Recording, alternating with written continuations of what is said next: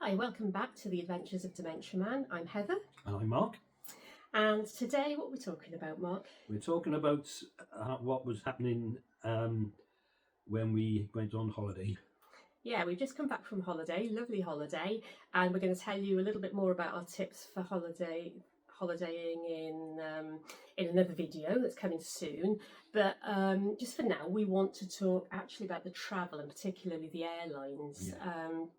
A couple of years ago, we made a video that was talking about our experiences at, it was Bristol Airport, and then flying into Orly Airport in Paris. Yes, Well, remember, yeah, remember that? Yeah, I do, yeah. Well, we've been back to Bristol Airport and we've flown back to Paris, this time into Charles de Gaulle Airport. And so we thought we'd let you know how you got on. Have things improved that we talked about last time? Generally, how was it? So, Yeah. Orly was very good. Bristol not so much. No. It's been nice. Shall we go through exactly the whole Yes, process? yeah, We're just going to yeah. tell you our experience as it was, Yeah. and well, you can draw from for yourself your own conclusions.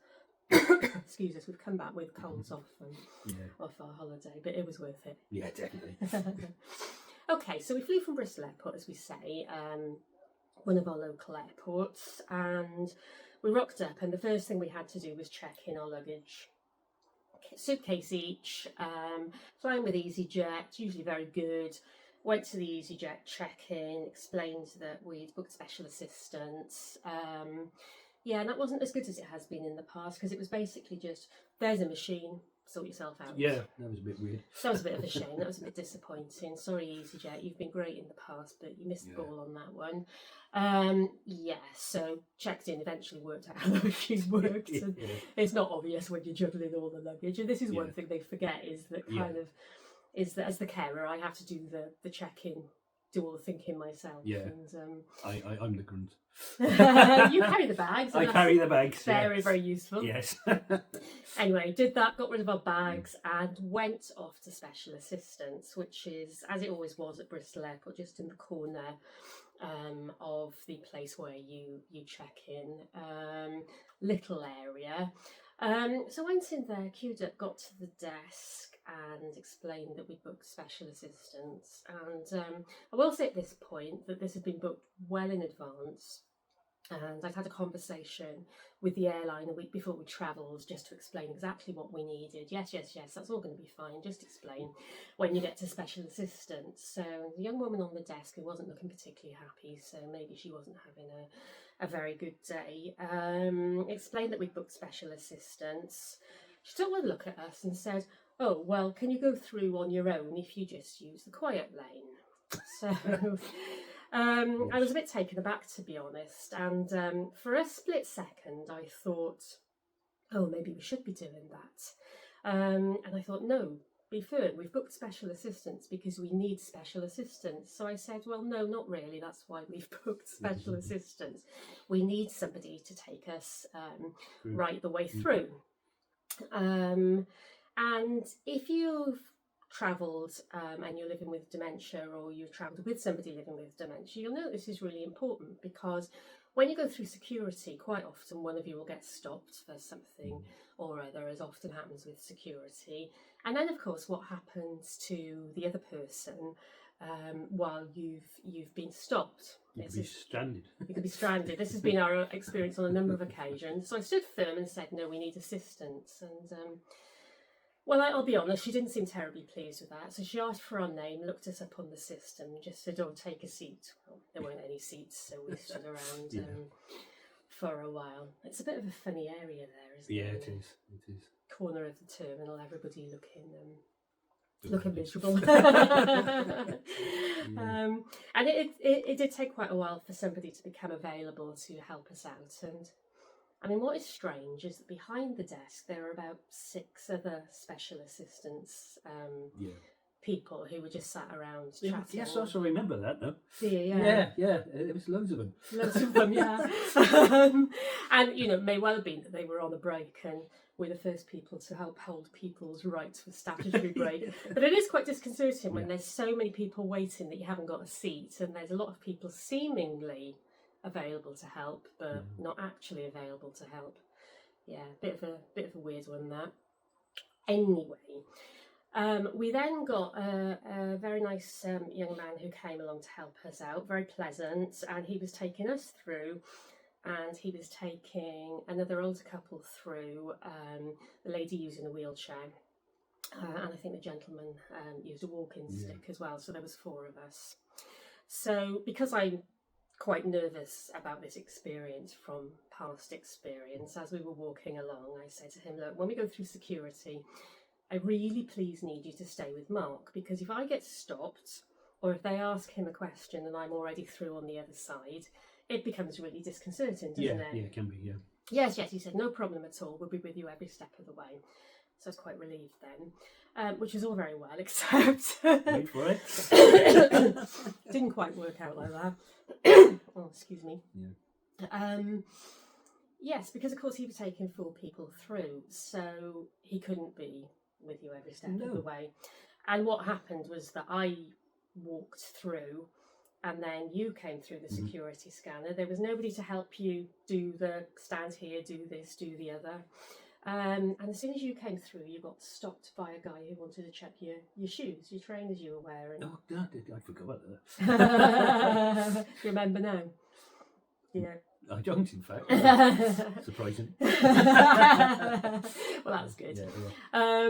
Yeah. But basically he was saying, put your foot here, put your foot there. Oh, and what he wanted you to do was put your foot up on something so that he could check your shoes. Yeah. But of course, even though it was supposedly the quiet, calm lane, he didn't really seem to have an understanding of people with additional needs. And you weren't sure what he was telling you at all. No, really I wasn't remember. clear. Yeah. So I came back. Fortunately, I could at that point. Yeah, I'll just say this, that because they sort of move those sort of things around, you know? Yeah. Because it was something different last time, I think. Yeah, it was different from last time, definitely. Anyway, so we had a few of these things, and then in the end, they ended up you had to take your shoes off and you had to put them through, and then we had to go and wait, and we sorted it out. Of course, we did. But I'd also say I was surprised about the feet. Yeah. I mean, yeah. Why you gone in there? You know. Well, I suppose the thing is that if they need you to do that, you really need to be scanning them from the beginning. But the issue was that the guy who was asking you to do that had no understanding of the fact that he was going too quickly for you to follow. No. And he wasn't explaining what the issue was. And of course, the special assistance person by then had gone through, was helping the person who was a wheelchair user, obviously quite rightly. But I suppose the key thing of this is actually you can't take people through in gangs. You can't deal with it. Oh, so that was that. Anyway. Yeah. So again, it was this sticking point at security. It's always the sticking point in the UK. Always. Yeah. Or certainly at Bristol Airport. Yeah, actually, we've had... It was all right on Eurostar, but yeah. Anyway, so then we were taken through, and you get put in a kind of little holding pen at Bristol Airport, don't you? All the special assistance people, like, fenced off from everybody. Unclean. So we were sat where we were put then, and time went on. Our flight was a bit delayed. We were there for a while, and we were just kind of calming down, recovering from the security experience. And then a woman came along and said, "Oh, who are you flying with?" EasyJet. "Oh, well, you're sat in the wrong place." What? Okay. We're sat where we were put. So then we moved about 3 seats over to where she said was the right place to sit. As well. Yeah. And went on, and then eventually it came time to get ready for boarding, and we heard your name being shouted, Mark Judd. So we said, "Oh, here he is." And a guy came bustling up and he said, "Oh, sit here." So then we were moved another few seats round to sit by the gate. So that was all very well, except that then about 10 minutes later, another guy came rushing up and said, "I can't find Mark Judd, I can't find Mark Judd." And I said, "Excuse me, but Mark Judd is here." "Oh, what are you doing there? I've been calling your name for ages. I've been calling for you." No, you haven't. I was like, "Well, yes, but we're here because we heard our name called and this is where your colleague told us to sit." He kept going on about, "Oh, I've been calling your name, calling your name." Absolutely, it was so rubbish. And I must admit, I was getting a little bit annoyed by then. And I said, well, don't scold us because we're where we've been put. Yeah. And he did apologise for that. And in actual fact, he turned out to be very helpful. Yeah. Took us right through, got us settled onto the plane, and that was fine. Yeah. Flew to Paris. That was nice. Yes. Got up at the other end, and it was chalk and cheese, wasn't it? Oh, yes. Oh, yes. Whizzed through, straight through, with absolutely no problem at the passport control. And in fact, we went up to the passport desk together, and the police officer on the passport desk said, oh, you have to come one at a time. And I said, oh, well, actually, it's easier for my husband if we come through together. Oh, yes, of course, madam, no problem at all, absolutely fine. So that was It was nice. like that, wasn't it? Yeah, straight through. Really? So we're in France, we had a lovely holiday. We'll tell you about that in another video. Yeah. Fast forward, and then we had to come back. So we flew back from Charles de Gaulle Airport in Paris, which is a big, busy airport. Hadn't had special assistance there before, but it was great, wasn't it? Yeah. Checked in, EasyJet, proper special assistance desk, really helpful. Went to the special assistance office, which is lovely and calm. They're always so calm on the French side. It's just really lovely. Plenty of seats, no jostling. Really, we waited a couple of minutes and somebody came and took us straight through, didn't they? Yeah. And it's just so much better because they understand what the issues are. So we get to security and they help you put all your stuff in the right trays. Can't think of the English word then. And then I went through first, and then you came through easily. You came through really easily with the special assistance guy. I don't think anybody asked you any questions, but of course if they had, he'd have been there to help. Helped us get our stuff off the trays, made sure we were fine, took us and sat us in the waiting area. And it's interesting there because the whole of the airport is quite calm, and you're not sat in a penned off area, you just sat in particular seats, so they know where to find you in the general departures hall, which is right by the gate.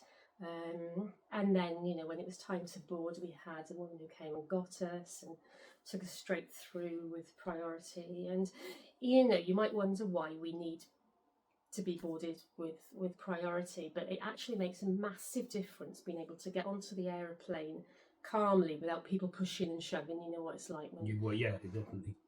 You just have those couple of minutes to find your seats, to sit yourself down, before everybody then gets on and starts worrying about where their cabin luggage is going to stay. So that was lovely, wasn't it? Oh, it was fantastic. And I had a chat with both of the assistance people there, and I was saying this is lovely compared with what we get at the Bristol end. Sorry, Bristol, but it's true. It's true. And the level of training that they get to understand various kinds of conditions that people have is really detailed, and it shows. So flew back to Bristol, and we, again, we booked assistance to help us off the aircraft and through passport control, and then just to get our luggage, just because it's easier if you can have some assistance to go through when you have the right to it. So not going to apologise for it at all. Anyway, everybody disembarked except us, and the announcement's always made that if you need special assistance, just stay in your seat. So we stayed in our seat, and of course nothing happened. And the EasyJet staff on the airline were absolutely fantastic, but it took 45 minutes for somebody to come and then help us off the plane, didn't it? And the crew who'd brought us in left, and then the new crew and pilot who were going to take the plane out again arrived back, and they were all absolutely lovely and fantastic. And they said, "No, you just wait calmly." But in the end, it took 2 phone calls from the pilot before special assistance sent anybody to help us. And when he came, he was great. And he took us right the way through, easily through passport control, got our luggage easily. By that time, of course, our little cases were going around all on their own on the conveyor belt, because it had been some time. Yeah. But he took us right through to the bus station where we were getting our bus home, didn't he? So the actual individuals were fine, but the system is not what you would want it to be. Not fit. And what I find hard to understand really is the fact that this had been booked for months, and they, you know, it had been confirmed a couple of days before, and we'd clearly checked in at the Paris end, and so, you know, EasyJet knew we were on the plane, special assistants had been notified. You know, when this has all been booked, how does it then take 45 minutes to find somebody to come and get you? And we know this is a sticking point at a lot of UK airports. We've seen lots of reports in the press from people who use wheelchairs who've been stuck on planes for long periods of time. And of course, if we were needing an onward connection, fortunately we had a while to wait before our bus. Yeah. If we'd been needing an onward connection, you know, within the hour, which is You'll miss it, basically. You're not going to get it, basically. Yeah. So it was disappointing at the Bristol end, or both ways, Yes, really. yeah, definitely. As I, you know, reiterate again that the individuals themselves, well, two of them were very good, some of them were quite grumpy. Yeah. But our only conclusion can be that there's a real lack of organisation, and it certainly seems as though there's a lack of training. Training, I think. Yeah, particularly for people with invisible disabilities. Yes, yeah. So, yeah, could do better. Sorry, Bristol, but fail again. You could do better. It's not the first time. No, it's a shame, isn't it? However, the French side again proved themselves to be really well trained, really organised, really calm, and it made things so different. And it's important, isn't it? Because people might be put off from travelling because of these things. Yeah, definitely. And one of the things that we try to show you on our channel and on our Instagram account as well, which you can follow, by the way, is that, you know, even if you're living with dementia or another condition, it's still possible to do things and to enjoy yourself and to go on holiday. I did. Oh, you had a lovely time. Yeah. You did have a good time. We'll talk about that. Yeah, another one, Yeah, but it's annoying when there are things that could easily be sorted that can put people off. And because when the special assistance works, it's phenomenal. You're so calm, and it's so easy. It's easy for you as the person with the condition, and it's really much easier for me as the supporting person, and it makes all the difference to your holiday. So I think that in Bristol they can't understand, as I say, my condition, if you like, you know, because I'm just ordinary, if you like. You don't look necessarily as though you need help. No. And they don't seem to understand that. They don't. You need a bit of support. Yeah, they don't understand dementia. No, and it's easily resolved, isn't it? It is, yeah. It would be fun, really, to have some of the people involved go through a simulation. They do these simulations with noise and things on your hands to make it harder to pick stuff up. And like you've seen the simulations on YouTube, I'm sure. But some kind of simulation that would help them understand, or to have somebody like you go and talk to them about what the experience is actually like. Yes, yeah. Bristol Airport will come and talk to you about it if you like. Let us know. Okay, we'll be barred. I probably will be barred after this video. Well, there we are. Not to worry. It's got to be said because it's really easily solved.